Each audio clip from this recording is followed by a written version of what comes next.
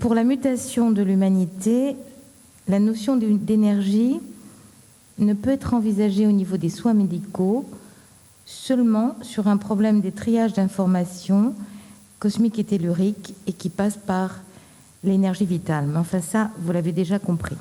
Alors, pour Nassim, il nous vient de Hawaï. Son sujet de conférence, c'est l'infini dans le fini.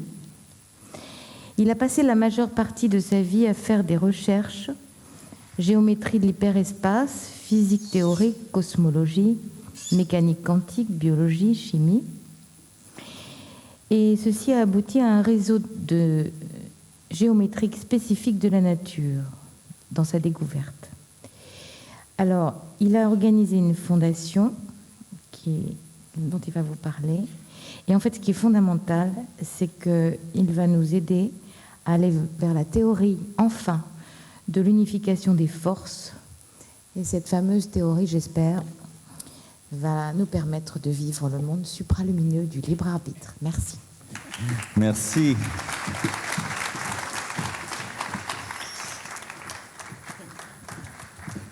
Aloha. Ah non. Aloha. Mahalo, Luilua, to have me here. Thank you so much. Merci beaucoup de m'avoir invité. Je suis très content d'être venu. Et je vais essayer de faire ça pas trop en franglais, mais je parle pas. Il y a du québécois aussi qui pourrait se glisser là-dedans.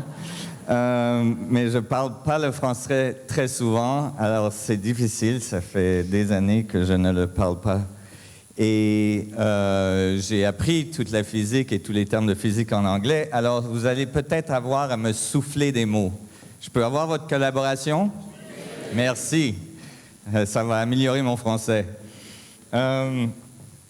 Donc, je suis content de pouvoir vous présenter cette information et je veux faire clair que cette information n'est pas une théorie standard, c'est une théorie qui est controversiale et qu'il y a beaucoup de travail à faire pour continuer ce champ d'investigation.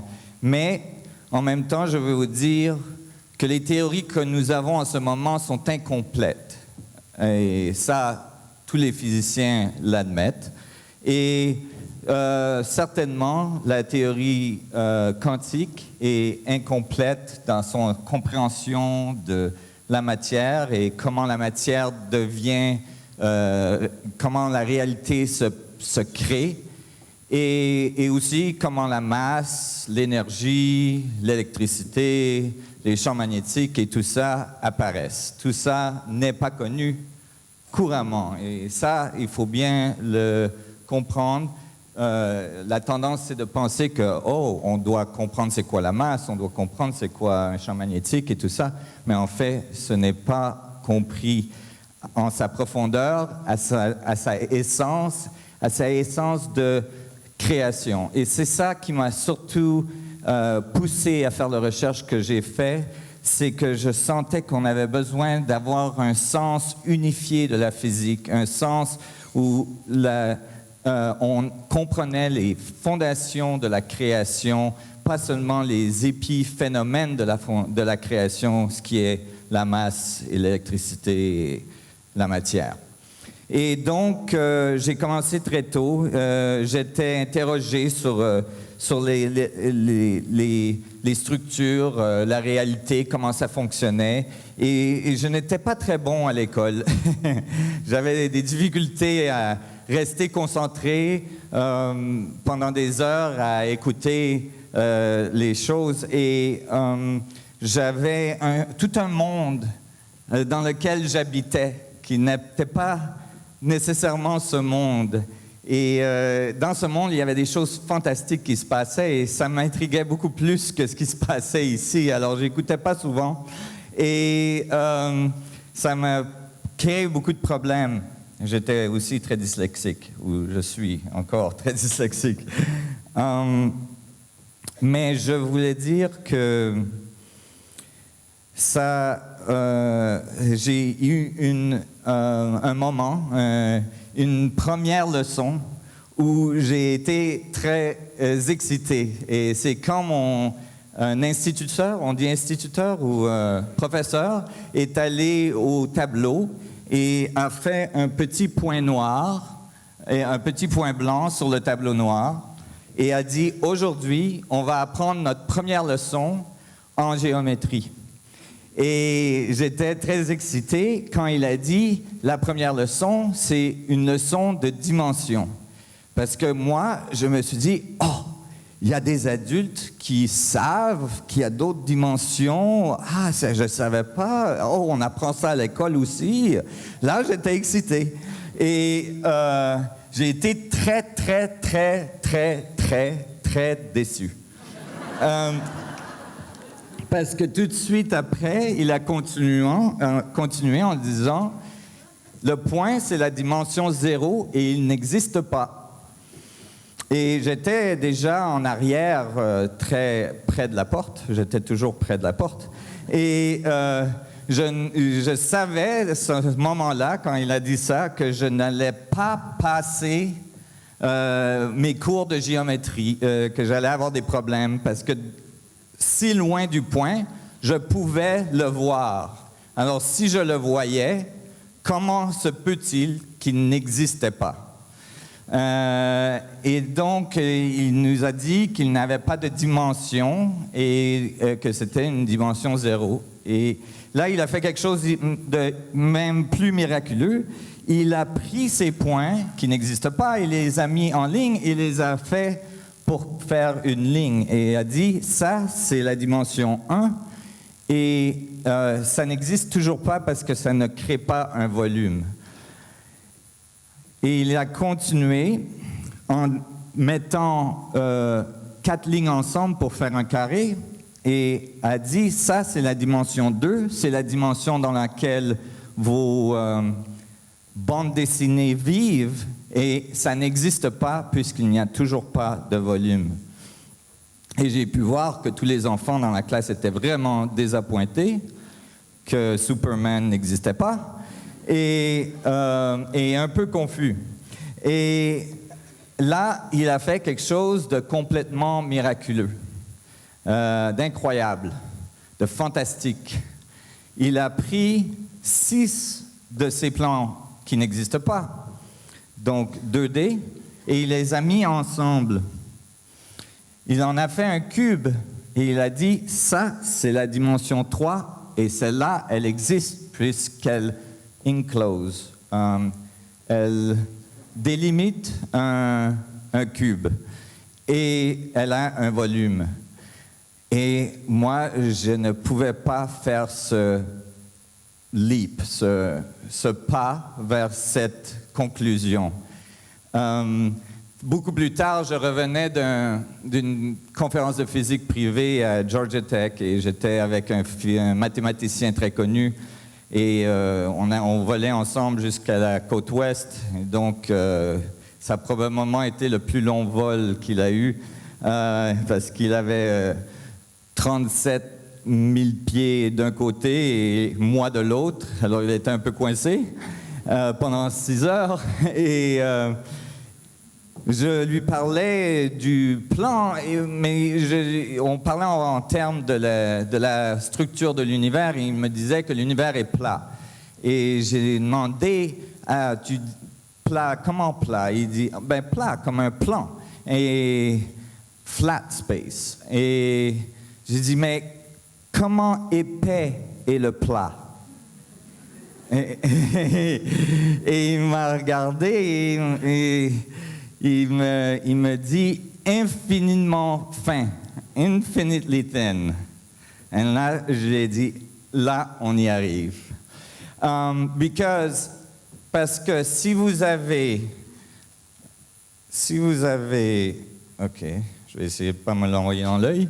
OK, si vous avez un point qui n'existe pas, qui fait une ligne qui n'existe pas, qui fait un plan qui n'existe pas, si vous mettez 3000 plans ensemble, vous n'avez toujours pas l'existence. Vous avez l'existence à la N, right?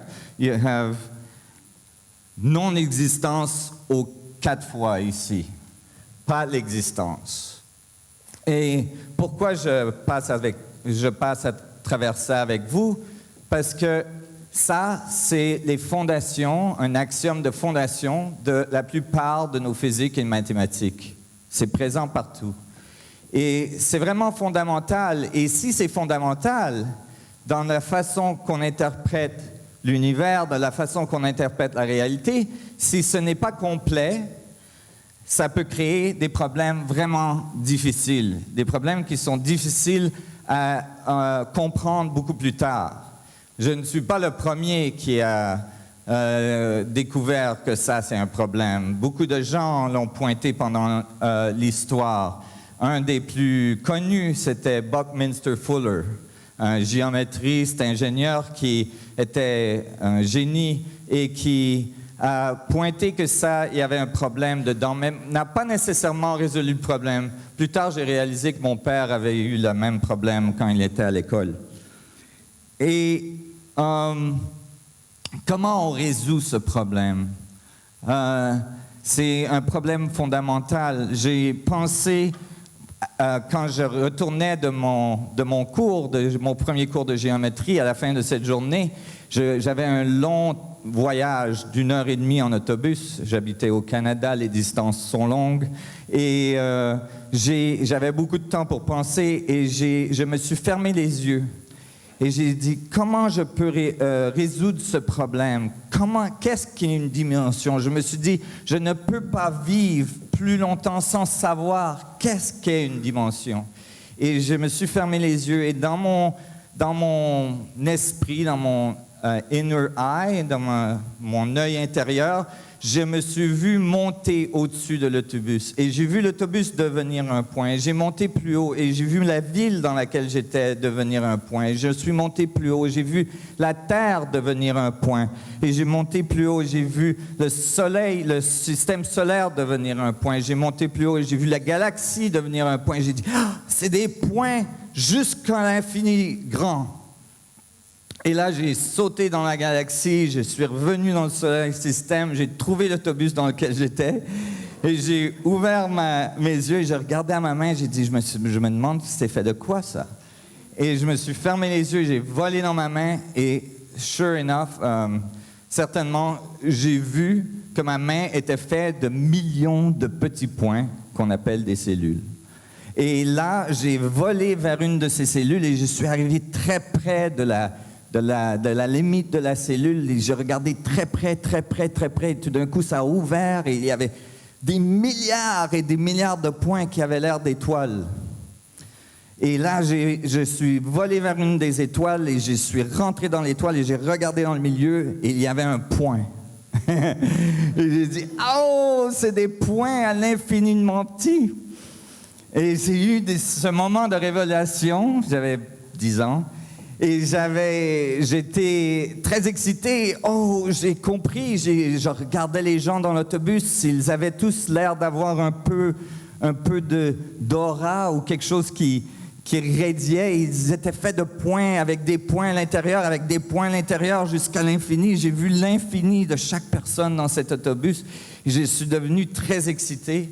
Et vous savez, quand vous avez des moments de révélation, qu'est-ce qui arrive après? Hein? C'est la première chose que vous voulez faire, c'est d'en parler à quelqu'un. Et vous avez probablement eu cette expérience. Qu'est-ce qui arrive quand vous en parlez?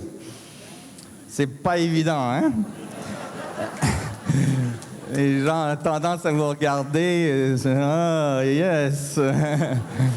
Vous avez pris vos pilules ce matin? Et donc, la seule personne que j'avais pour en parler, c'était ma mère. Je suis allé chez moi, j'ai attendu que ma mère rentre du travail le plus vite possible. Et quand ma mère est arrivée, j'ai dit « Maman, j'ai compris quelque chose à l'école aujourd'hui. » Elle a vu que j'étais excité, elle est devenue très excitée. « Oh my God! Mon enfant est excité à propos de l'école, la première fois. » Et j'ai dit, maman, j'ai appris les dimensions aujourd'hui, mais c'est pas correct. Elle m'a regardé, oh non. J'ai dit, maman, t'es fait de points, qui est fait de petits points, qui est fait de petits points, t'es fait d'infiniment points. Elle m'a regardé, elle a dit, tu sais, je viens de travailler pendant 8 heures, je me sens pas infini. Et quand elle m'a dit ça, ça m'a donné un coup, j'ai dû y penser. Et j'ai dit, mais c'est vrai, comment on fait s'il y a des boundaries, s'il y a des limites, ça a l'air d'être séparé, comment on peut avoir des systèmes fermés, des systèmes finis et des systèmes infinis en même temps? Ça ne fonctionne pas. Alors j'ai dû me concentrer sur le problème un peu avant d'en reparler. Et ça a pris presque 15 ans. Et je ne savais pas qu'en fait, à ce moment-là, j'attaquais un des problèmes les plus fondamentaux qui a été discuté et pensé pendant des milliers d'années, des philosophes grecs jusqu'aux philosophes modernes et physiciens et tout ça. C'est un problème fondamental, un problème entre les systèmes linéaires finis et les systèmes non linéaires infinis. Et à la base de la physique, en ce moment, il y a ce problème qui délimite, qui fracture nos physiques entre le grand et le petit, entre le grand qui est exprimé en général par les théories d'Einstein, relativity, general relativity, alors la relativité générale, et le petit qui est défini par... les théories d'Einstein prédisent donc un continuum, que l'espace et le temps sont un continuum, une courbe continue vers l'infini, vers la singularité, et les quantum physiques qui prédisent des systèmes linéaires bounded, des limites, des quanta de fini, de nombres finis. Et les deux ne s'entendent pas. Pourtant, on sait, on voit tous les jours que les grandes choses sont faites de petites choses. Et donc, il doit avoir une relation, il doit avoir une communalité, il doit avoir une théorie qui est capable d'exprimer les grandes choses à partir de petites choses ou les petites choses à partir de grandes choses. Et ça, c'est quelque chose que Einstein a travaillé dessus très fort. Et je pense que, pour rejoindre un peu ce qu'on a vu de tous les autres intervenants durant ces 2 derniers jours, ce qui était fantastique, c'était fantastique, hein? Ouais. Et tout le travail qui est fait et cette aventure qu'on est impliqué dedans, dans cette découverte, dans cette nouveau understanding, nouveau compréhension de la science et surtout de l'esprit. Je pense que le point prochain, ce qui manque, le fuel, l'essence, l'énergie pour propulser ces nouvelles compréhensions, c'est une théorie d'unification. Puisque ces nouvelles compréhensions de la science, de la biologie et tout ça, est une compréhension qui est vraiment liée à l'unification, à la compréhension que tout est un. Et donc, il nous faut une physique qui décrit ça, qui décrit l'unification. Et ce chasme, cette coupure entre le grand et le petit, entre l'infini et le fini, elle est beaucoup plus profonde que juste la physique. Je peux vous donner des évidences, d'autres évidences. Par exemple, les gens qui sont plus spirituels, les maîtres spirituels, ont tendance à voir l'univers en fait d'infinité, right? Continuum, infinite amount of possibility. Ça, c'est le franglais qui coupe. Les possibilités infinies. Et les scientistes, en général, ont des tendances à voir les choses dans les systèmes fermés, finis, où on peut faire une analyse complète. Et donc, il y a cette disparité. Et la tendance, c'est de polariser d'un côté à l'autre. Le scientifique dit nous n'avons pas besoin de ces systèmes très non linéaires, et les spirituels disent nous n'avons pas besoin de la matière. Et souvent, quand les spirituels m'appellent pour me dire que je ne devrais pas faire de physique et qu'on n'a pas besoin de la matière, d'habitude, ils m'appellent sur leur cellulaire en train de conduire leur voiture. Et je dois le rappeler.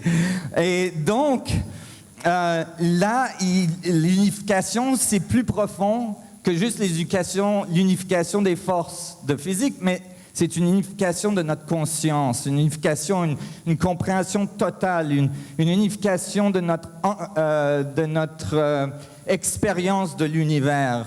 Et cette unification, elle est aussi à l'intérieur de nous, même plus profonde. Parce que la séparation, on peut la voir même entre les hommes et les femmes. Hein? Les femmes ont tendance à penser en fait d'infinité. Hein? Ils peuvent faire...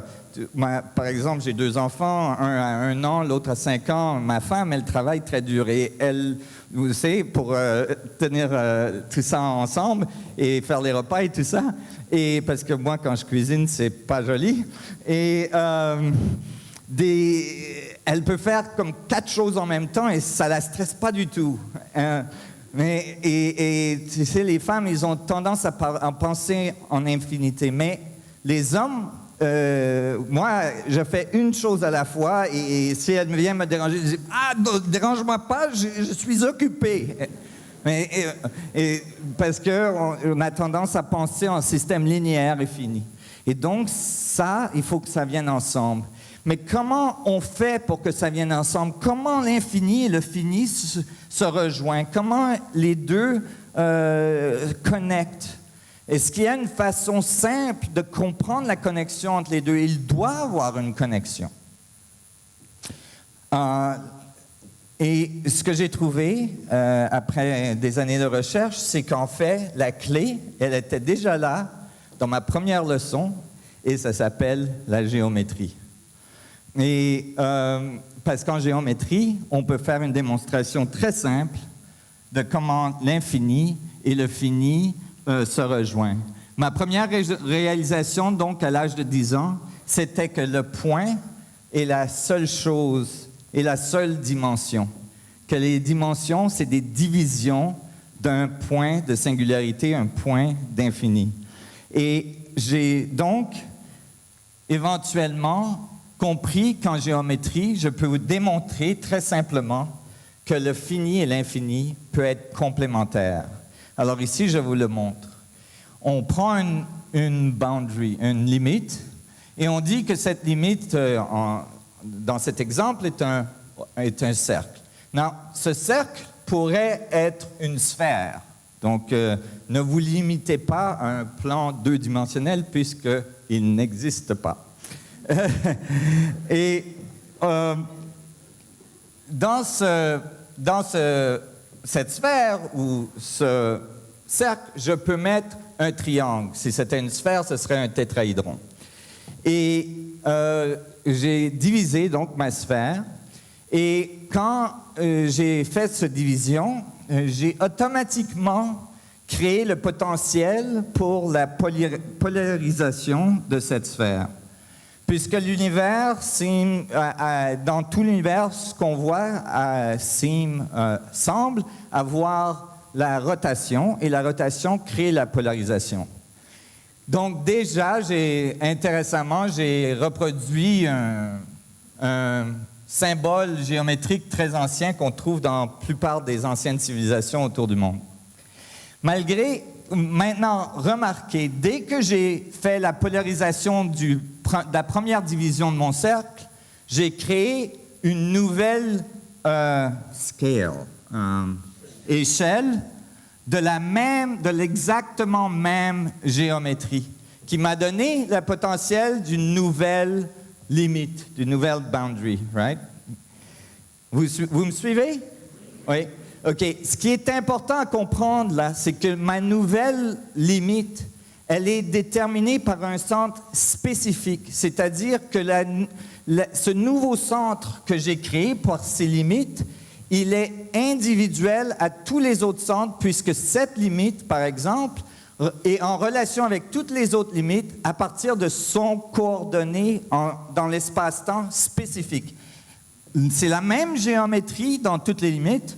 Nous sommes tous des humains, mais cette limite observe l'univers de sa perspective spécifique et il n'y a pas d'autre limite à l'infinité de ma division qui va avoir exactement la même perspective. Alors, nous sommes tous des humains, mais nous observons l'univers tous de notre perspective individuelle qui nous fait individuels. Et donc, là, on peut continuer à polariser et on obtient la prochaine échelle de limite et résolution de limite. Et ça s'appelle un fractal. Et on continue à diviser et on obtient des divisions plus loin et plus loin et plus loin. Et si je continuais à faire ça, mon ordinateur pourrait avoir un programme où il zoome après peut-être 5 divisions et il continue à diviser, il zoome, il continue à diviser, il zoome, il continue à diviser à l'infini. Mais ce qui est important dans cet exemple, c'est encore que chaque point, chaque division est en relation avec les autres individuellement. Donc, chaque représente un point d'information spécifique. Et l'information en physique peut être égale à l'énergie. Alors, je pourrais dire que je peux continuer à créer de l'énergie vers l'infinité de division. Et donc, ici, je peux continuer à diviser, et puisque l'énergie peut être équivalente à la masse, je pourrais dire qu'il y a infiniment de masse dans le système, mais je n'excéderai jamais, jamais, jamais, jamais, jamais la première limite que j'ai créée, que j'ai commencée. Donc, dans une limite qui apparaît finie, il semble d'avoir des divisions à l'infini. Il semble d'avoir de l'information à l'infini, puisque chaque point dans ce volume a la possibilité d'être continuellement divisé et d'obtenir des nouvelles perspectives sur tous les autres points. Et ça a un meaning, une signification profonde, philosophiquement, mais aussi physiquement. Alors, si on commence avec la physique, la signification profonde de ça voudrait dire qu'un physicien qui comprend ça comprendrait qu'il n'y a probablement pas de particules fondamentales. Ça fait des années qu'on cherche une particule fondamentale. On crée des instruments très gros qui coûtent très cher pour accélérer les atomes, pour les collider, les casser ensemble, et pour obtenir des plus petits points, et après on en fait un plus gros pour accélérer encore plus et créer des plus petits points, des plus petits points, des petits points. Et maintenant, on crée des petites particules qui sont des millions, des milliards de fois plus petites que l'atome. Et à chaque fois, on pense « Ah, ça, c'est la limite ». On a tendance à penser à chaque fois « Ah, ça a commencé avec le microscope, quand on a vu les premières cellules, et on a dit « Ah, c'est tellement petit, ça doit être la plus petite chose que l'univers fait ». Et après, on a réalisé qu'ils étaient faits de milliards d'atomes, ces cellules. Et on dit « Oh my God! Les atomes, c'est si petit, ça doit être la chose la plus petite que l'univers fait. » Et après, on a réalisé « Ah, mais l'atome, elle est fait de petits protons qui sont tout petits dans le milieu de l'atome. » Et on a dit « Oh my God! Ça doit être la plus petite chose. » Et tout ça. Et on a trouvé de plus en plus de particules et tout ça.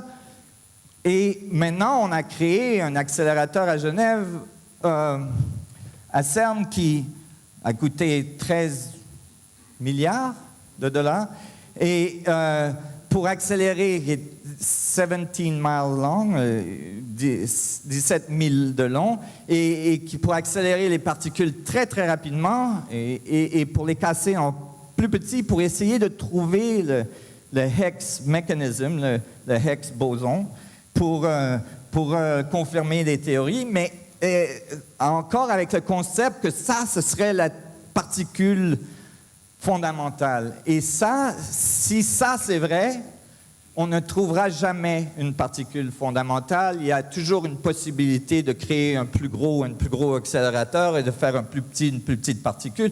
Mais il y a des limites à la grosseur de l'accélérateur qu'on peut construire. Et donc, ça ne nous avance pas très loin. Et ce que je dis ici, c'est que peut-être au lieu de chercher une particule fondamentale, on devrait chercher un pattern, un schéma fondamental de division, une géométrie fondamentale de division. Parce que si on comprenait comment les divisions se fassent, comment l'univers se divise, comment les structures se forment, on aurait la clé de la création et on saurait que cette création peut être infinie dans toutes les directions. On a fait la même chose dans les trucs plus gros. Vous savez, on pensait que la Terre, c'était la plus grosse chose dans l'univers. Et après, on a réalisé, oh, la Terre, c'est comme un grain de sel à côté du Soleil. Et là, on a pensé que le Soleil, c'était la plus grosse chose. Et là, on a découvert les galaxies et on a pensé que les galaxies, c'était la plus grosse chose. On a trouvé les quasars et les superclusters et tout ça. Donc, et là, on pense l'univers dans lequel on est la plus grosse chose dans l'univers. Et maintenant, on commence à découvrir peut-être qu'il y a des univers parallèles, embeddés, et tout ça. Et donc, il y a probablement une infinité de ce côté-là aussi. Donc ça, c'est vraiment fondamental. Mais qu'est-ce que ça nous dit au niveau plus profond, au niveau de soi-même?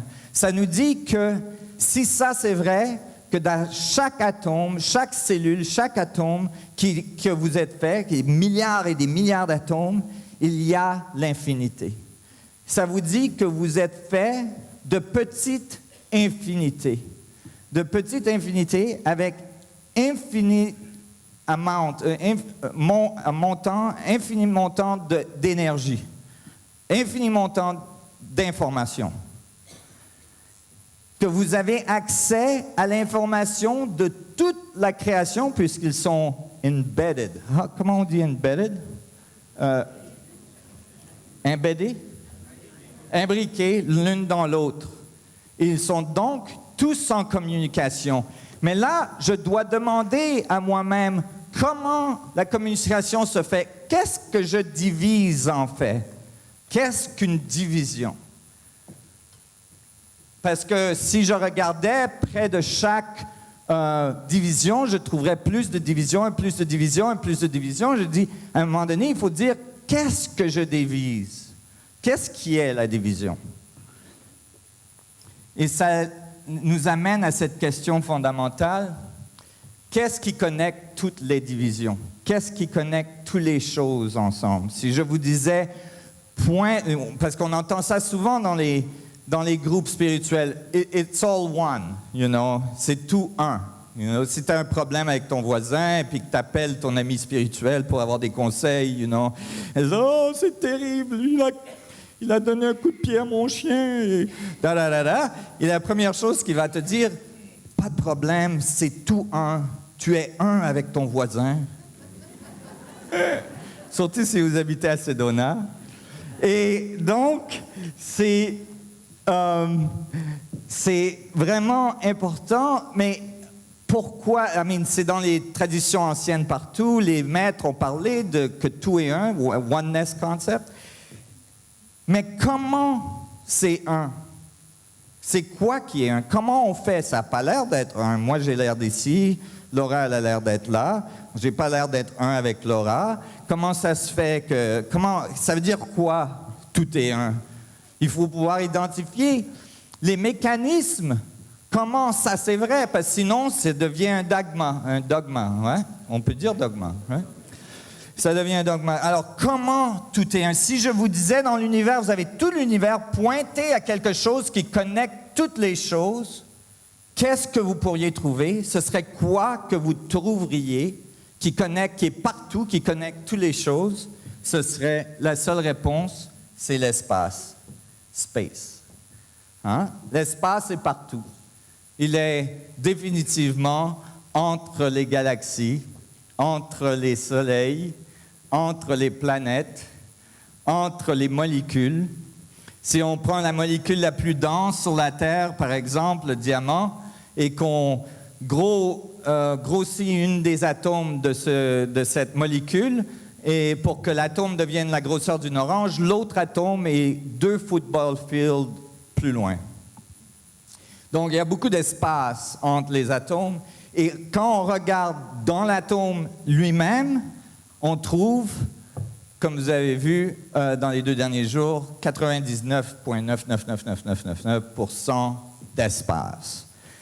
Et nous, ce qu'on se concentre dessus, c'est le point 0,00001. Et on a tendance à ignorer le 99,99999%.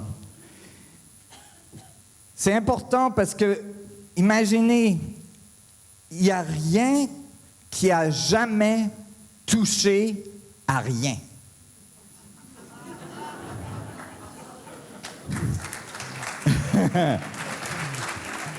Il n'y a rien qui se touche. Il y a beaucoup d'espace. Si les atomes se touchaient quand tu touches quelque chose, ce serait la fusion, ce serait terrible. Hein? Et si, donc, il y a beaucoup, tout ce qu'il y a, c'est des champs électromagnétiques qui se rebutent contre les autres. Hein? Des relations de phase et de non-phase qui créent que mes atomes peuvent passer s'ils étaient en phase et qu'ils ne puissent pas passer s'ils sont hors de phase. Donc, quand on regarde le point 0,00001 et qu'on ne réalise pas que c'est une fonction de l'espace, on devient isolé du reste de l'univers et on se pense séparé. On crée la boîte qui nous délimite en relation avec l'univers. Et là, on commence à faire des sciences qui sont basées sur cette boîte. Et quand on fait des sciences qui sont basées sur cette boîte, ça va être automatiquement des sciences d'entropie. Puisqu'il n'y a pas de source de négantropie, il n'y a pas de source d'organisation pour balancer l'effet anthropique. Puisque le système qu'on analyse est séparé, indépendant. Vous me suivez? Le résultat, c'est que on a un univers en ce moment, on a une théorie de l'univers en ce moment qui commence avec un Big Bang. C'est l'univers mâle. Hein? Il y a une grande explosion. Et cette explosion a remplacé le mot Dieu. Hein? Avant, on avait le mot Dieu. Alors, si vous alliez à votre chapelle ou à votre temple et vous demandiez à votre prêtre comment la réalité est arrivée, d'où ça vient la réalité, il va tout de suite vous dire « Ah, mais ça, c'est Dieu, mon fils. » Ou ma fille. Et si vous allez voir un physicien et vous lui demandez « Mais c'est comment que la réalité est arrivée? Comment tous les atomes sont arrivés? » Il va vous dire « Ah, mais c'était le Big Bang. » Mais ça, vous avez à peu près le même niveau d'information.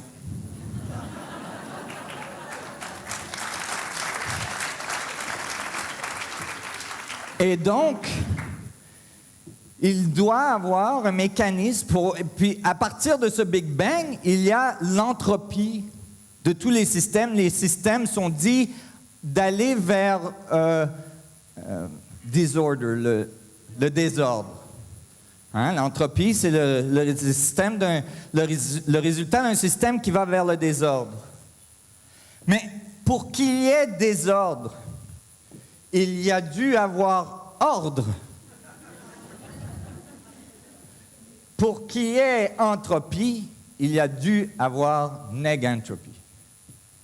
Et si on comprenait d'où vient la négantropie, le système qui va vers l'ordre, et je vous assure que l'analyse d'un être humain, ou même l'analyse d'une branche de grass, d'herbe, la complexité, on a vu pendant ces 2 jours la complexité.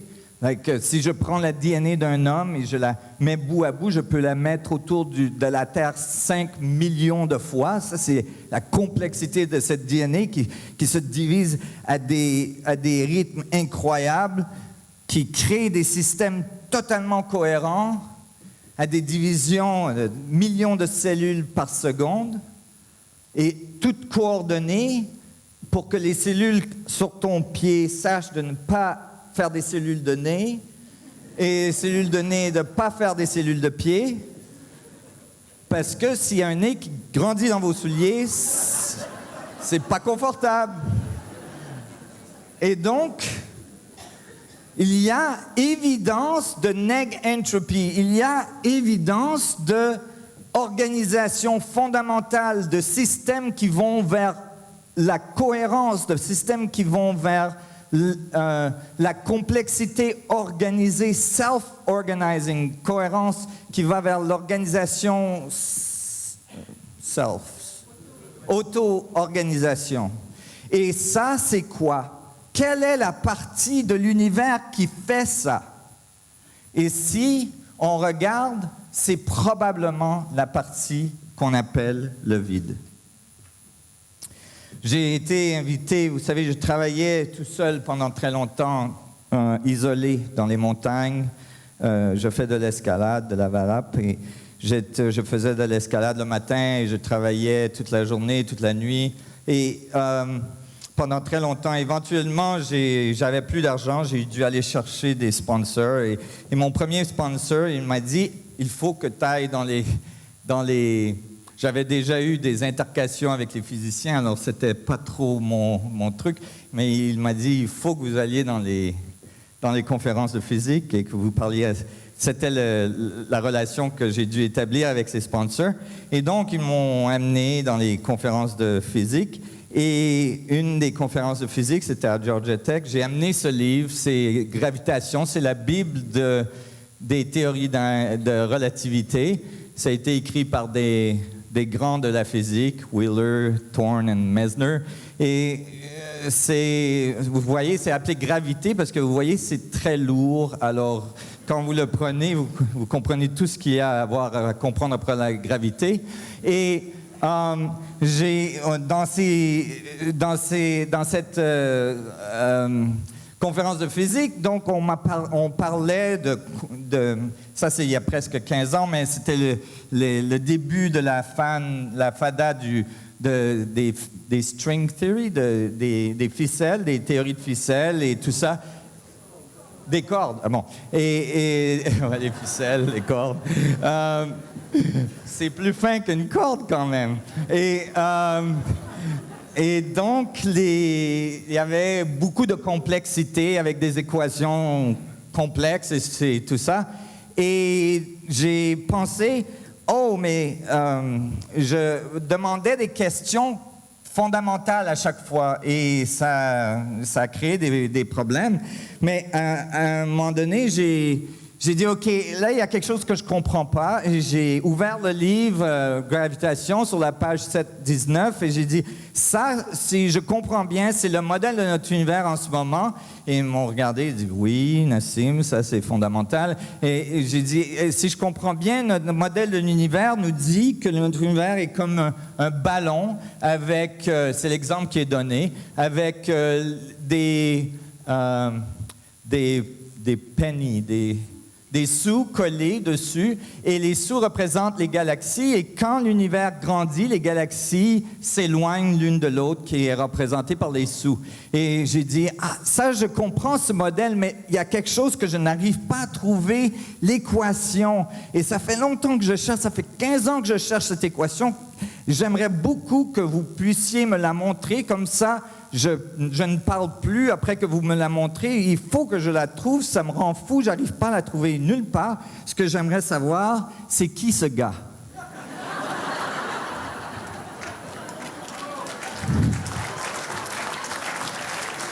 Parce que sans ce gars, il n'y a rien qui arrive.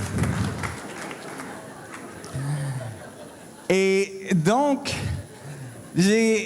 parce que le gars, il souffle dans la... Ouais, et j'ai pointé que, vous savez, et j'ai continué à faire le dessin. J'ai dit, regardez, on dessine le reste du gars. Et là, j'ai dit, regardez, tu vois, quand le ballon, il grandit, les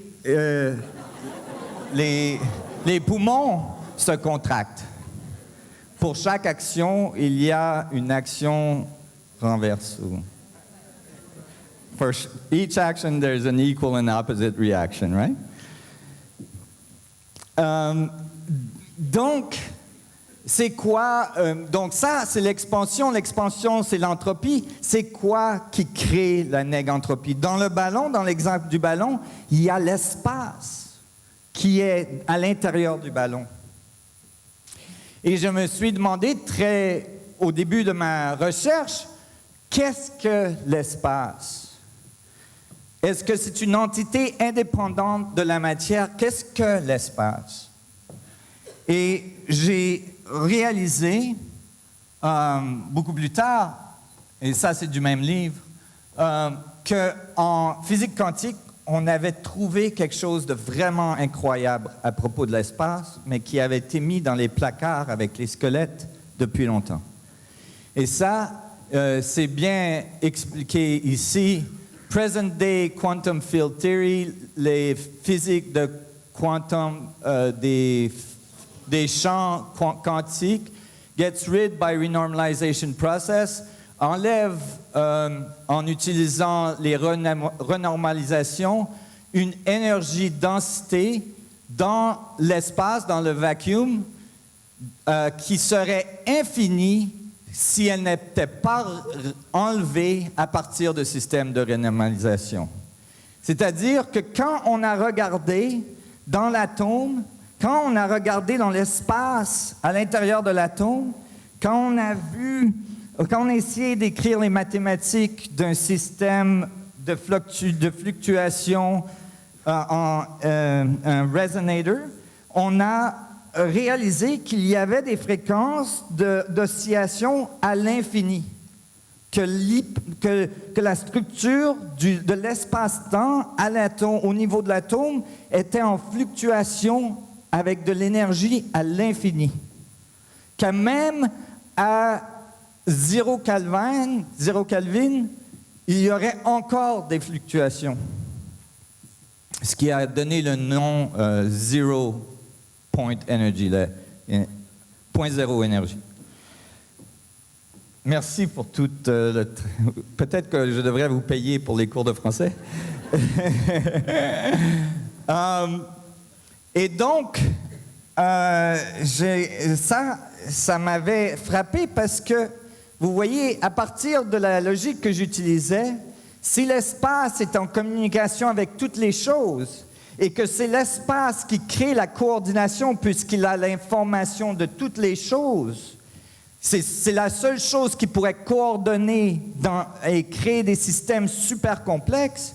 Donc, cet espace doit avoir une énergie infinie pour avoir toute l'information de toutes les choses dans l'univers. Et j'avais conclu à ça avant de trouver ces équations. Et quand j'ai trouvé ça, j'ai dit « Ah, c'est ça! Ils ont déjà trouvé. » Mais ce qui est arrivé, c'est que quand ça a été trouvé, presque il y a 100 ans, ce n'était pas acceptable, le vide avec de l'énergie à l'infini. Ça semblait non réalistique.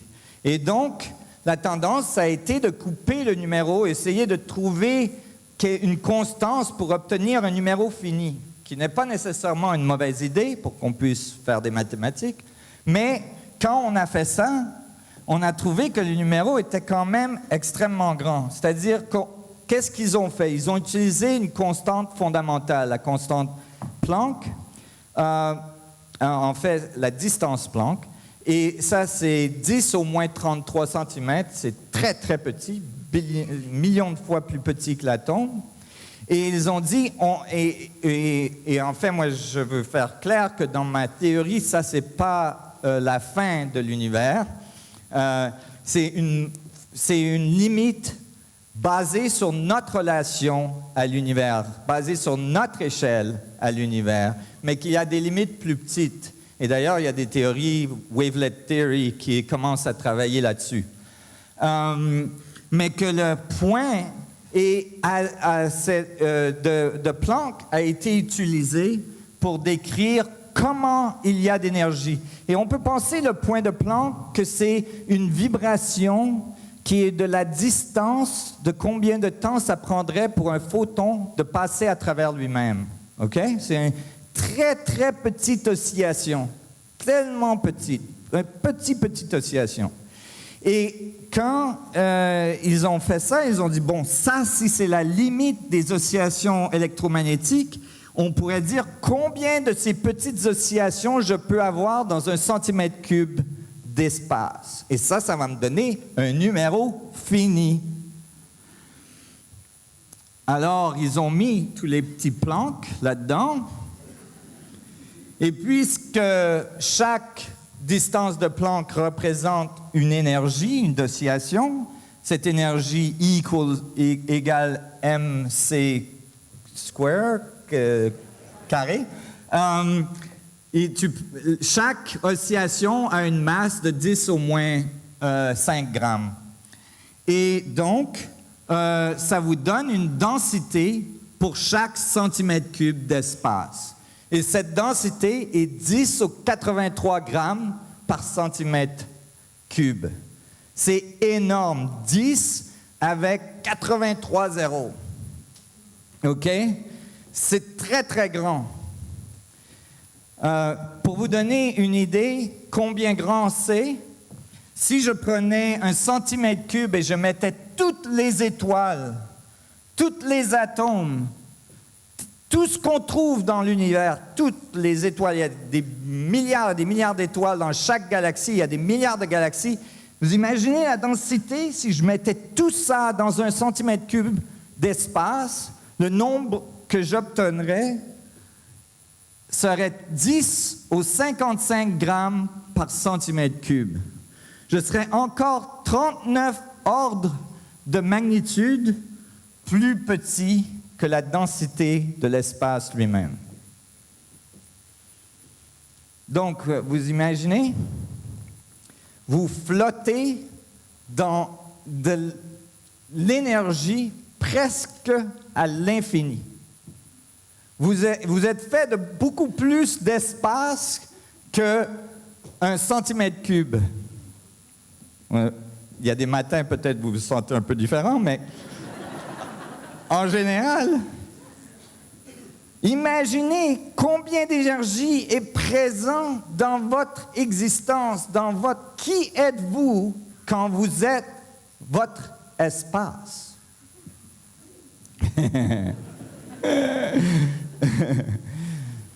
Et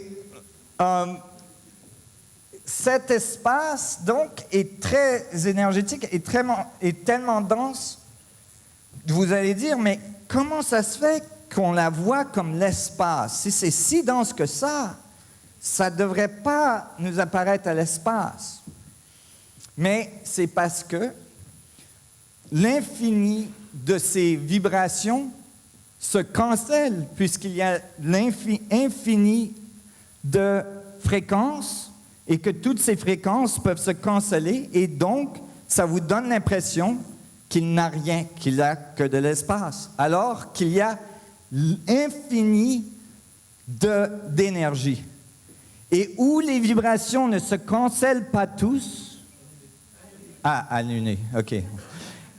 Et où les vibrations ne s'annulent pas tous, où il y a un peu d'asymétrie dans l'annulement des vibrations, se crée une limite, et cette limite, nous l'appelons la réalité.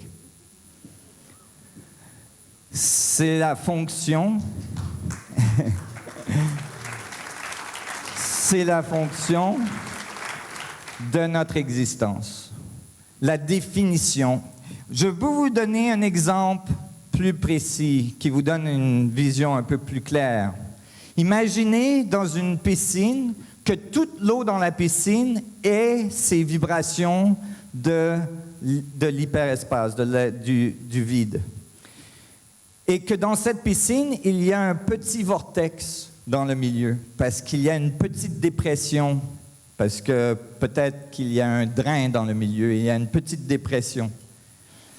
Et donc, ce petit vortex, si vous ne saviez pas, vous voyez, toutes les molécules dans la piscine, ils sont en fonction chaotique.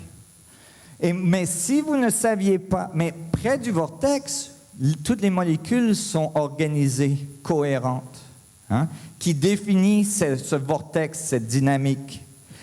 Si vous ne saviez pas que cette dynamique du vortex, par exemple, si vous êtes un poisson dans cette piscine qui n'a jamais sorti de l'eau, vous ne pourriez pas savoir que vous êtes dans l'eau, hein, qu'il y a d'autres choses que de l'eau.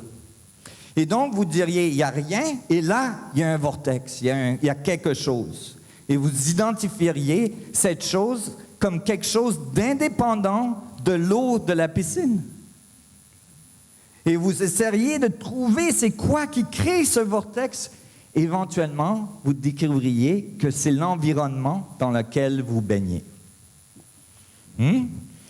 Et alors, l'atome, dans cette vue de ce concept, l'atome est un petit vortex de la structure de l'espace-temps. Un endroit où il y a un peu de cohérence qui fait qu'il y a un peu de bleeding, un peu de sortie de l'énergie de l'espace qui nous apparaît à un champ électromagnétique et on dit « Ah, il y a une atome et je peux la toucher. » Quand on réalise ça, ça a des changements profonds dans notre vie parce qu'on réalise qu'on est en relation avec un champ infini et qu'on est en relation avec toutes les choses. Donc, je suis un avec l'aura parce que l'espace entre moi et l'aura n'est pas vide, il est connecté. Ce que l'aura fait et ce que je fais a une influence sur chacun. Et donc, est-ce que cette énergie, mais vous pourriez dire, cette énergie, vous savez, et c'est surtout ça qui s'est dit il y a 100 ans, c'est que, bon, ça c'est un peu ésotérique, on va ignorer ça. En général, ça a été vraiment ignoré pendant presque 100 ans. C'est récent que les gens de plus en plus parlent de l'énergie du vide. Même dans le Schwarzschild Proton, le papier que j'ai publié il y a 2 ans, j'utilise le 10 au 93 grammes par centimètre cube dedans. Et bon, c'est un papier très controversal parce qu'il décrit l'atome comme un petit trou noir. Et puis je pensais en fait, quand je l'ai amené à cette conférence de physique, qu'ils allaient me demander de retourner à Hawaï et faire du surf. Et j'étais très content de voir qu'ils m'ont donné le prix du meilleur papier pour cette conférence. Et ce qui est remarquable, c'est qu'après que je l'ai publié, j'ai reçu beaucoup de tomates. Et beaucoup de ces tomates qui m'arrivaient par email me disaient « Mais où vous avez pris ce nombre? Ça n'existe pas, ce nombre. Vous avez pris ça où? » Tellement de physicists à crédibilité, avec des PhD et tout ça, ne savaient pas la densité de Planck. Ça s'appelle la densité de Planck. Ne connaissaient pas. Parce que quand on est éduqué en physique, surtout il y a quelques années de ça, plus maintenant, mais il y a quelques années de ça, la densité de du vide n'était pas vraiment adressée. Donc, est-ce qu'elle est vraie? Oui, ben, on peut la mesurer. On peut la mesurer et je vous assure, il y a des choses que je ne peux pas nécessairement vous montrer, mais que non seulement elle peut être mesurée, mais maintenant, il y a des technologies qui s'amènent, qui viennent, qui vont pouvoir extraire de l'énergie du vide. Mais au moins, on peut la mesurer depuis les années 90, parce qu'en 1947, un physiciste du nom de Casimir a découvert, a pensé, peut-être qu'on peut mesurer l'énergie de l'hyperespace si on crée assez une différence, un gradient. Comment on dit un gradient? Un gradient.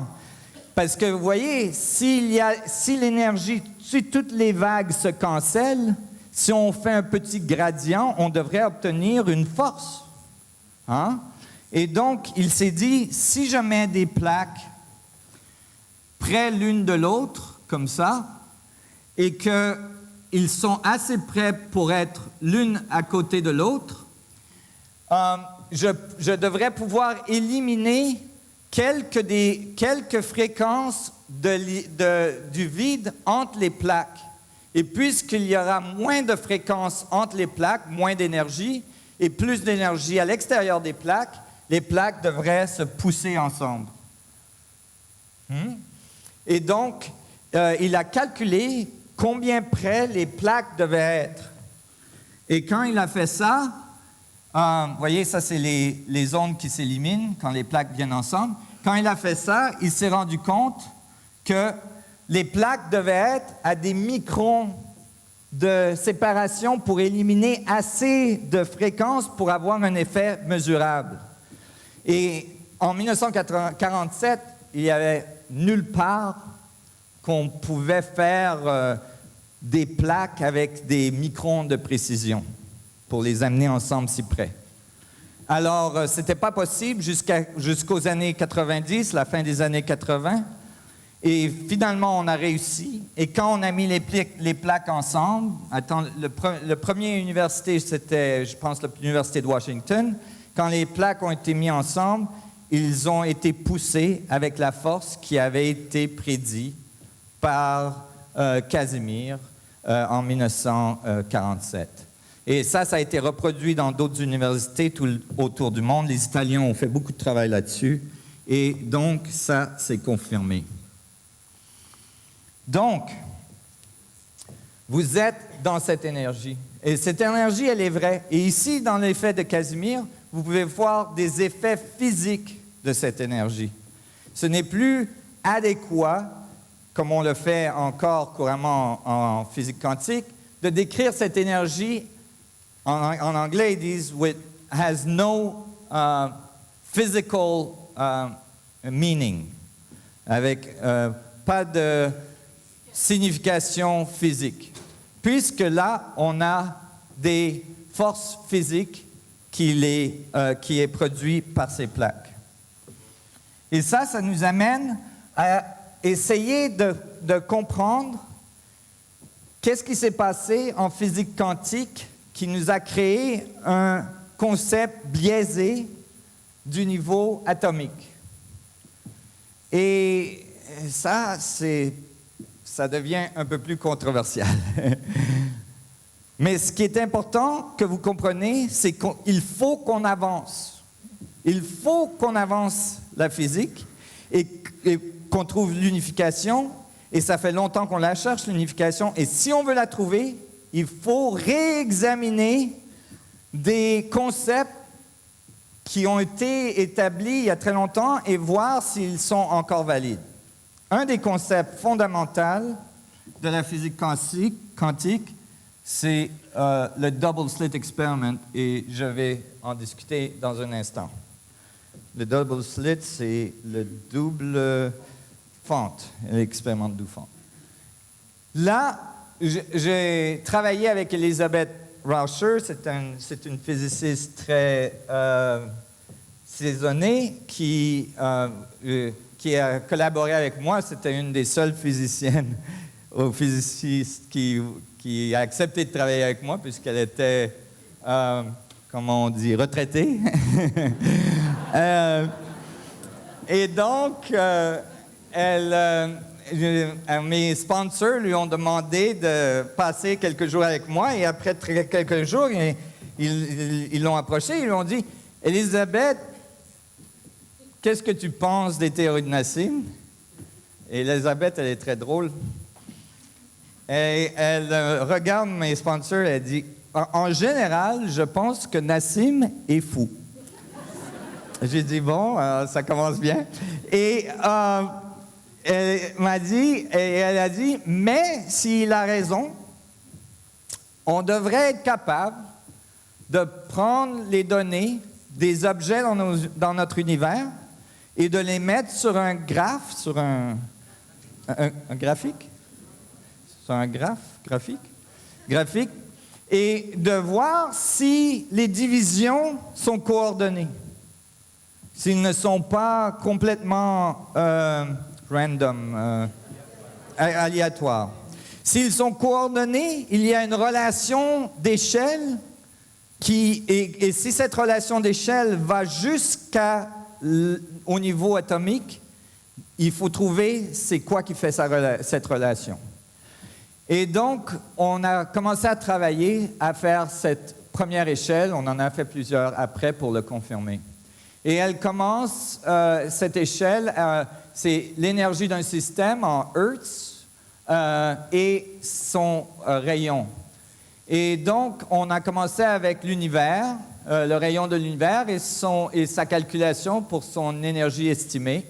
Et quand on a mis le premier point, quand on a fait la calculation, c'était un calcul que j'avais déjà fait indépendamment et que d'autres avaient réalisé aussi indépendamment, c'est que quand on met toute la matière qu'on voit dans l'univers, dans le rayon de l'univers, et qu'on calcule avec les équations d'Einstein, la densité de notre univers est en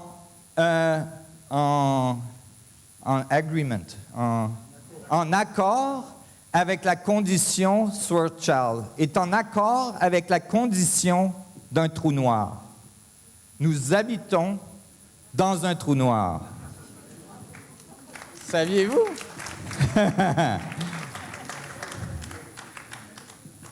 Et vous savez, c'est pour ça que c'est noir la nuit.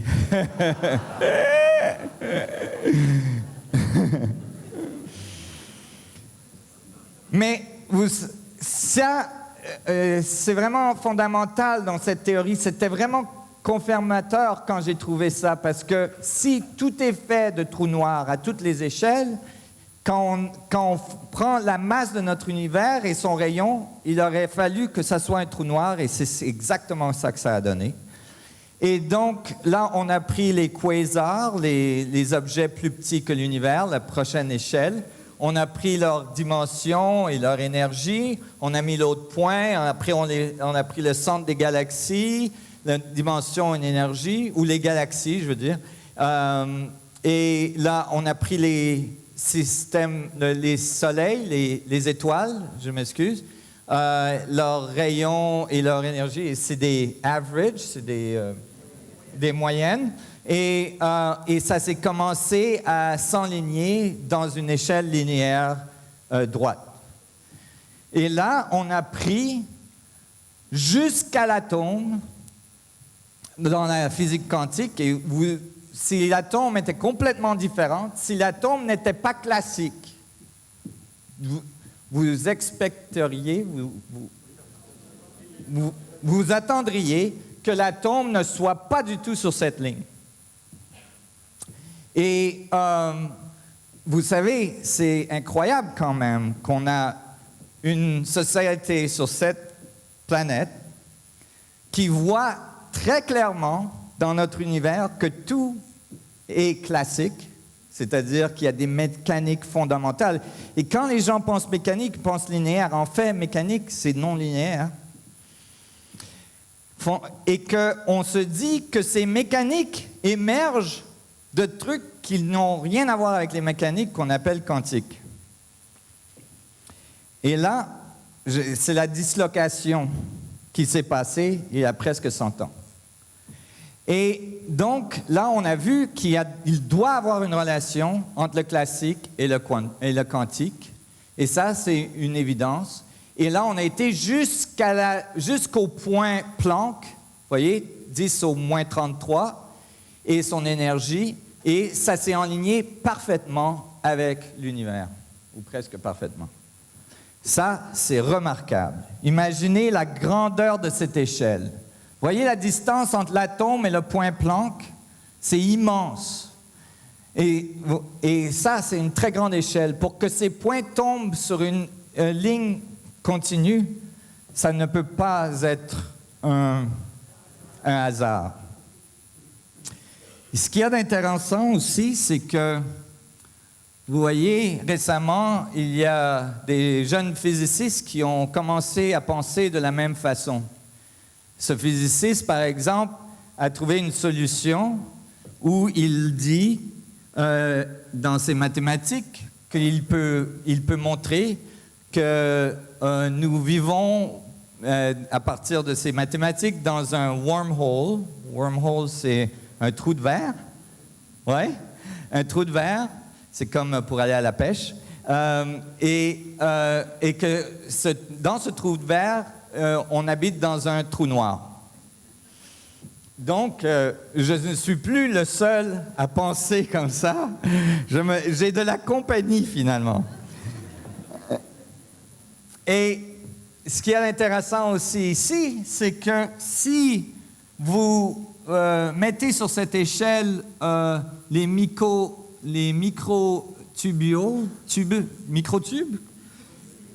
que M. Bobola parlait, les microtubes, vous trouvez que leurs rayons et leur énergie tombent vraiment près de cette échelle linéaire. Donc, tout d'un coup, on a la biologie dans le milieu de la physique.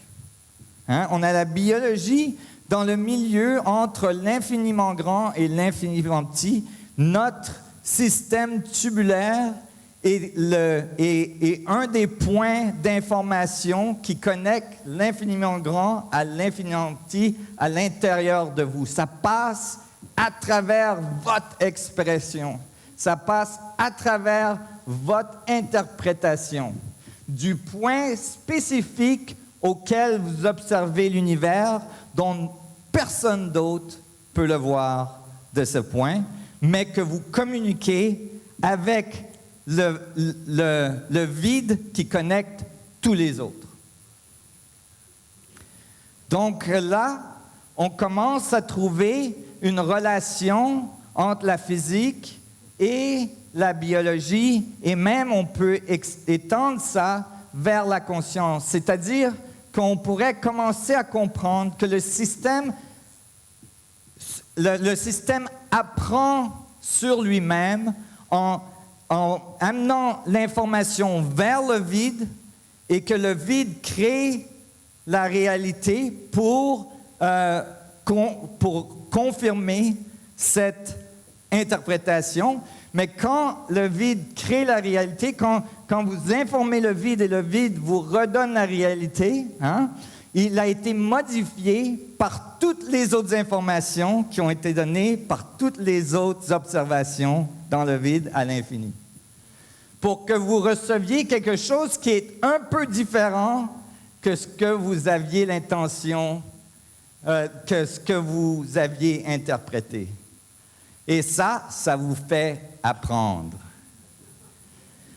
Et à partir de là, on réalise que l'univers, probablement, est un feedback, ce qui est les dernières choses que le grand physicien John Wheeler avait compris à la fin de sa vie. Mais dommage, les physiciens ont dit qu'il était rendu fou.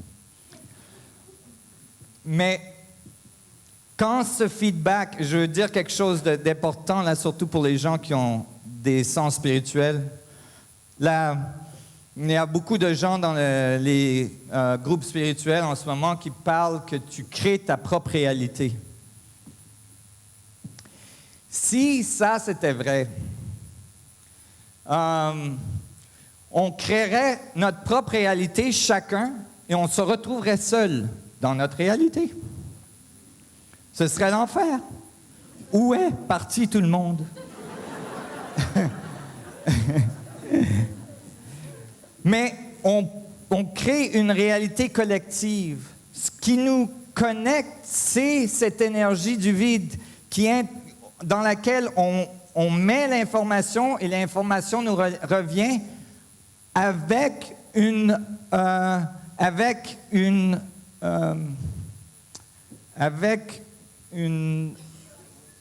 what's that? Une influence de toutes les autres informations pour qu'il y ait une coordination des réalités. Pour que je ne puisse pas dire « il fait trop chaud », je tourne le soleil vers le bas, « fait trop chaud », et le pauvre gars en Alaska, il fait froid. Il y a une coordination, il y a un feedback, et ce feedback fait avancer, ce feedback fait grandir. Donc, vous créez votre réalité en interprétant l'univers, et l'univers vous crée votre réalité. C'est un feedback. Et il faut toujours avoir les deux pour comprendre. Et quand on a les deux, quand on fait le statement, avec les deux, la boucle se ferme et là, on est en balance. Et c'est vraiment important parce que ça nous donne aussi de la compassion pour son expérience. Parce que les gens disent, mais j'ai lu tous les livres spirituels, je médite 4 heures par jour, je suis même allé au séminaire de Nassim Haramein. Et pendant 10 heures, je me suis assis à écouter sa physique et je ne suis toujours pas capable de créer ma réalité comme je la veux.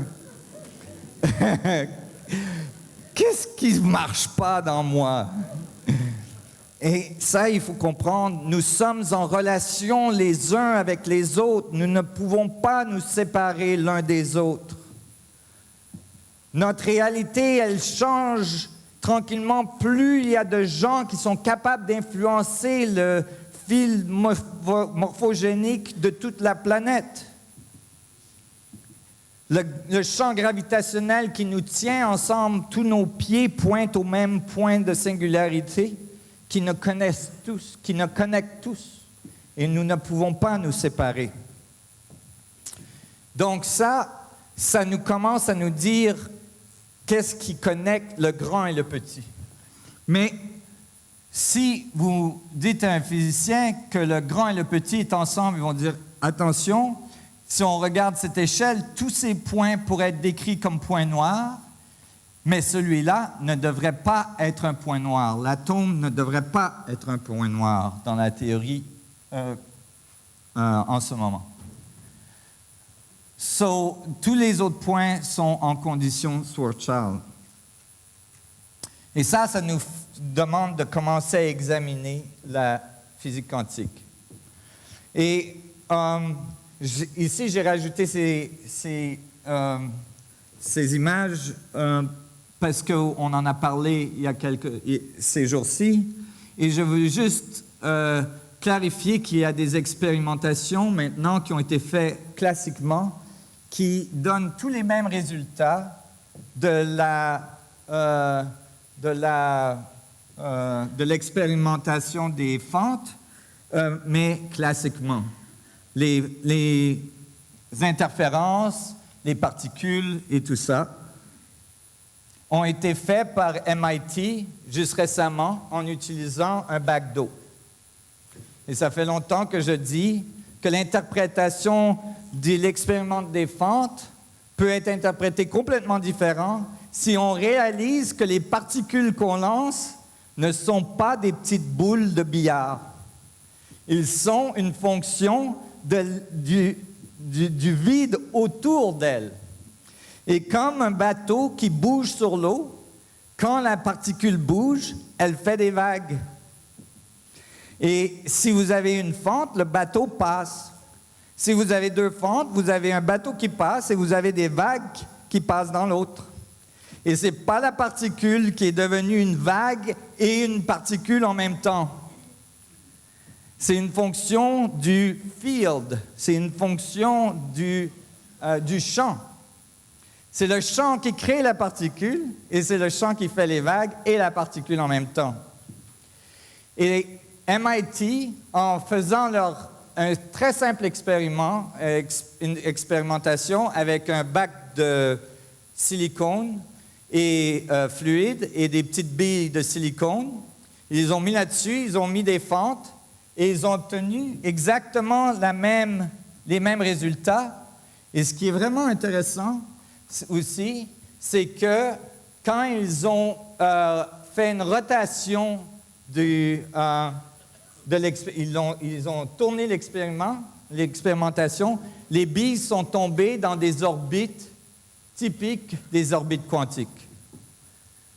Sans avoir une interprétation qui est neurotique, qui est un peu confuse, que la matière peut faire toute cette magie et que quand on l'observe, elle fait encore plus de magie.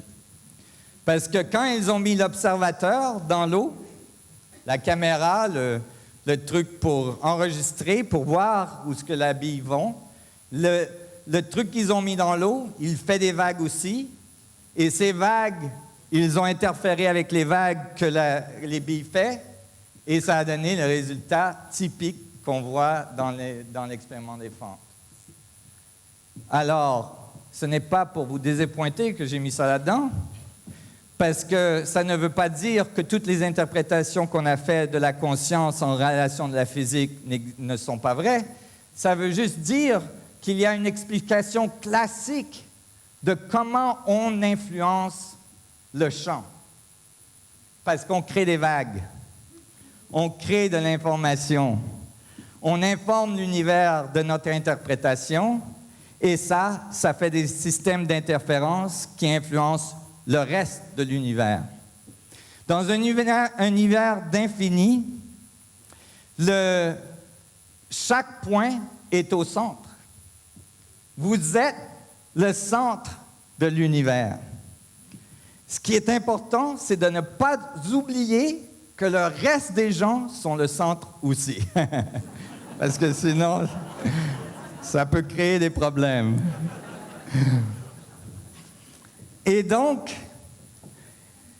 ce qui est important dans cette expérimentation qui a été faite par MIT, c'est de réaliser que ce vide, il se comporte vraiment comme un fluide, comme l'eau dans la piscine. Et donc, si ce n'est pas... Bon, là, c'est des quotes des expérimentations. Mais combien de temps j'ai encore? Ah, 1 heure? OK, good. Ça va? Vous suivez? Hein? OK, good. J'ai dit, OK, qu'est-ce qui s'est passé? Qu'est-ce qu'un atome? Il doit avoir parce qu'en ce moment, en physique quantique, on vous dit, n'essayez pas de visualiser qu'est-ce qu'un atome. Ce n'est pas visualisable puisque c'est des vagues et des particules en même temps et tout ça. Et moi, c'était vraiment important pour moi. Vous voyez, on le visualise, l'univers autour de nous. Comment des choses qui ne peuvent pas se visualiser font des choses qu'on visualise. Alors, il devait avoir une fondation plus mécanique, plus fondamentale. C'est ce que Einstein pensait. C'est pour ça qu'il s'est battu contre la physique quantique pour le reste de sa vie, après l'avoir initiée. Et je me suis dit, si chaque point peut diviser à l'infini, l'atome doit être un petit trou noir. Et les trous noirs, on les adresse avec les équations d'Einstein. Mais si vous disiez ça à un physicien, il va vous dire non, c'est pas possible, l'atome n'a pas assez de masse pour être un trou noir. Et moi, quand j'ai pensé à ça, j'ai dit, ah, mais attendez, quand on regarde l'atome, est-ce qu'on calcule l'énergie potentielle du vide à l'intérieur de cette limite qu'on appelle l'atome? Et on ne le fait pas. Alors j'ai dit, peut-être qu'on devrait faire ce calcul. Et j'ai commencé comme ça, tout simple, à faire un calcul. Bon, j'avais écrit beaucoup plus de physique avant, j'ai publié des papiers sur la torsion dans l'hyperespace, dans l'espace-temps et tout ça. Et il y a des choses qui sont connectées à ça qui n'ont pas été comprises par les gens qui lisent mes papiers, ça c'est une autre chose. Mais en tout cas, pour cette section de la théorie, j'ai dit, OK, on va juste prendre le rayon du proton, le Compton Ray, un rayon d'une énergie du proton, et on va dire c'est quoi le volume de ce rayon. Alors c'est très petit, hein, c'est 1,3 multiplié par 10 au moins 13, et pour le volume, on fait 4 tiers, c'est ça, 4 tiers? Multiplié par pi, multiplié par le rayon cube, et ça nous donne un volume. Et le volume du proton, il est 10 au moins 39 cm3. Alors, c'est très petit. Hein? C'est très petit. Et quand on divise ça par la densité d'énergie dans l'espace, on va obtenir combien de cette énergie est encore présente dans le petit volume d'un proton. Vous me suivez? Quand j'ai fait la division, mon menton est tombé sur le... Parce que le résultat était encore 10 au 55 grammes par volume de proton. 10 au 55 grammes d'énergie par volume au proton. Où on a vu ce numéro? Pourquoi mon menton est tombé? Parce que où on a vu ce numéro, c'est exactement la masse de l'univers. Et c'est pour ça que j'en étais baba, oui, parce que ça faisait 20 ans que je disais que l'énergie du vide connecte tous les protons, connecte tous les atomes dans l'univers. Et donc, si ça c'était vrai, quand je calcule combien d'informations, combien d'énergie est à l'intérieur d'un proton, il devrait avoir tous les autres protons de l'univers. Et c'est exactement ça que j'ai obtenu. Donc ça, c'est une équation très simple qui nous donne un support fondamental pour le concept « tout est un ».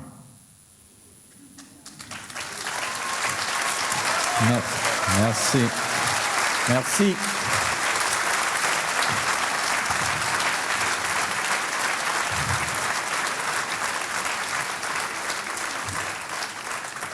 Et ça veut dire que tous les protons ou tous les trous noirs doivent être connectés avec les wormholes, les trous de verre. Et ça a des implications sur l'entropie de l'univers et tout ça, qu'on n'a pas le temps d'aller dedans, et ça, c'est le prochain papier que je vais sortir. Et donc, c'est cette connexion de tous les points que vous êtes fait de cette connexion. Vous avez accès à travers l'infiniment petit, et c'est ça le hic, c'est ça l'important. Tous les maîtres qui ont marché sur notre planète ont essayé de nous dire « Prenez le temps tous les jours de tourner vos sens vers l'intérieur et d'aller vers le centre de votre existence. Là habite l'univers. » Hein? Là, on commence à comprendre pourquoi. Maintenant, on commence à comprendre les mécaniques. Comment et pourquoi? C'est là que réside l'information, que c'est là que résident toutes les nouvelles idées, que c'est là que réside toute l'imagination, la transformation. Mais si notre société ne nous apprend pas ça, on passe toute notre vie à l'extérieur. Et ça, à l'extérieur, on est limité. Nos sens ne peuvent pas voir très loin, ne peuvent pas toucher très loin, ne peuvent pas sentir très loin. Mais à l'intérieur est toute l'information de l'infini. Et ça aussi, ça commence à expliquer pourquoi des trucs comme remote viewing, comment on dit en français? Vue à distance? Vue à distance et télépathie et tout ça est possible, puisque si toute l'information est présente dans chaque point, ces gens qui font la vue à distance, ils ne vont pas là à l'extérieur d'eux, mais ils vont à l'intérieur pour aller à l'extérieur, pour avoir l'information. Quand les gens me disent « j'ai eu un hors de corps expérience, j'ai eu une expérience hors de corps », out of body, comment ils disent? Hors du corps. Je leur dis « non, vous avez eu une expérience à l'intérieur du corps, vers l'intérieur, vers l'infiniment petit ». Et ça aussi, c'est important parce que ça commence à donner un concept aux gens spirituels que le spirit, la conscience, tout ça, c'est à l'intérieur de la matière. Ce n'est pas séparé. La matière, c'est la porte pour aller vers l'infini. Et qu'il ne faut pas la séparer de la conscience. Et donc ça, c'était vraiment significant quand j'ai trouvé ça. Et là, j'ai regardé et j'ai dit, bon, OK, 10 au 55 grammes, c'est assez pour faire que tout l'univers est un trou noir. Je n'ai pas besoin de tout ça pour faire que le point de l'atome soit un trou noir. Alors, il faut faire une équation pour trouver combien de cette énergie est nécessaire pour que l'atome soit considéré un trou noir, pour que le proton soit considéré un trou noir. Et là, c'est là qu'on prend la solution d'Einstein, écrite par Karl Schwarzschild, et cette solution nous donne un rayon, typiquement. Alors, R sub S, c'est le rayon Schwarzschild, est égal à 2 fois la constance de la gravité multipliée par la masse sur la vitesse de la lumière au carré. Mais moi, je savais c'est quoi le rayon. Je sais c'est quoi le rayon. Je cherchais c'est quoi la masse. Alors, j'ai dû bouger le G vers le bas et le C vers le haut. Vous voyez? Vous avez tous fait ça, right? OK. Et donc, le résultat, ça m'a donné 10 au 14 grammes pour un proton trou noir. Et j'ai calculé combien d'énergie j'avais utilisé du 10 au 55. Et le résultat, c'était 10 au moins 39% de l'énergie qui est présente dans le trou noir du proton. Et dans mon prochain papier, donc c'est très, très petit. J'ai utilisé très, très petit de l'énergie présente dans le vide pour créer tous les protons de l'univers. Incroyable. Vous pouvez vous imaginer si on accédait à juste un milliard de ce qui est présent dans le vide, on n'aurait plus de problème d'énergie. On arrêterait de construire des centres d'énergie nucléaire. Mais aussi, je voulais mentionner que dans mon prochain papier qui vient, j'ai trouvé une solution sweet. Parce qu'il y a un problème en physique, c'est le plus gros disparate, l'écart, oui, le plus grand écart en physique. C'est un écart entre la constance cosmologique, c'est-à-dire qu'on voit l'action du vide sur l'expansion de notre univers, il fait que notre univers grandit en accélérant, et la densité du vide au niveau quantum. On sait que la densité du vide au niveau quantum, c'est 10 au 93 grammes par centimètre cube. Mais quand on voit l'action de ce vide sur l'univers, qui s'appelle la constance cosmologique, c'est 10 au moins 29 grammes par centimètre cube. C'est beaucoup, beaucoup moins. C'est une différence de 120 ordres de magnitude. Alors, les physiciens, quand ils ont trouvé ça, ils ont dit « Oh, il y a une erreur quelque part, et c'est une erreur de 120 ordres de magnitude. » C'est très gros. C'est la plus grosse erreur en physique. Ça s'appelle la vacuum catastrophe, la catastrophe du vide. Ben, j'ai trouvé, je regardais ça un jour, parce que aussi j'ai eu des physiciens qui m'ont dit « Ah oui, mais tu sais, la densité du vide au niveau quantum, peut-être que elle est trop haute, c'est probablement la densité de la cosmological constance, la constance cosmologique, qui est beaucoup plus basse. » Et j'ai dit « Oui, mais attendez, comment il doit avoir une relation. C'est quoi la relation? » Et parce qu'ils n'ont pas le proton sur Charles, ils n'ont pas trouvé la relation. Mais moi, alors j'ai fait quelque chose de très simple, et ça a fait tomber mon menton. J'ai pris le Sir Charles proton, le proton Sir Charles, et je l'ai grandi de la grosseur de l'univers, et j'ai calculé combien il me restait de fluctuations du vide, et ça m'a donné exactement 10 au moins 29 grammes par centimètre cube. Alors, notre univers est un proton expansé au niveau de l'univers. Et donc, ça, c'était très bien, tout allait bien, jusqu'à quand que, le 10 au 14 grammes, tu sais, c'est pas évident de publier ça pour les physiciens parce que je savais qu'est-ce qu'ils allaient me dire. Un instant! Un instant! J'aime la façon que tu penses, mais un instant! Parce que le proton est mesuré à 10 au moins 24 grammes, alors tu es wrong, tu es faux de 10, de 10 au 38 grammes, 38 ordres de magnitude faux. Alors, vous voyez, ça, quand vous trouvez ça, et que tout est beau, mais là, il y a le problème, c'est que là, c'est le genre de journée que vous avez. Elle dit « gone insane », you know. Et, mais vous voyez, heureusement, si vous avez une chance, allez sur YouTube et regardez un truc qui a été fait par History Channel, ça s'appelle « Dangerous Knowledge ». Et ça a à voir avec les physiciens qui ont essayé de trouver l'infinité et qui sont tous devenus fous.